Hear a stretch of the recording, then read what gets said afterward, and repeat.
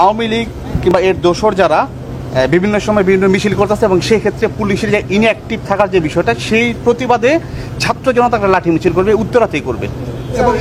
এটার ক্ষেত্রে আমি দেখেন, কিন্তু আমি আগে কিন্তু এই ওসি আমি এটাই জিজ্ঞেস করছি, ওরা নাকি অলরেডি 2 জনকে ধরছে।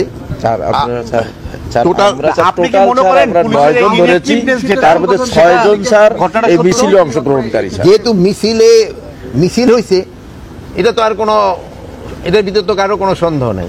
মিছিলটা যেন ভবিষ্যতে না হতে পারে এই জন্য পুলিশদের ইনস্ট্রাকশন দেওয়া হয়েছে, এবং যদি তারা এটাকে ভালোভাবে কন্ট্রোল না করতে পারে তাদের বিরুদ্ধে ব্যবস্থা নেওয়া। তাতে একটা ছুটি দরকার। এখন যদি সে বাড়ি সেই রংপুর বা রাজশাহী হয়, ওখান তো একটু সমস্যা হয়।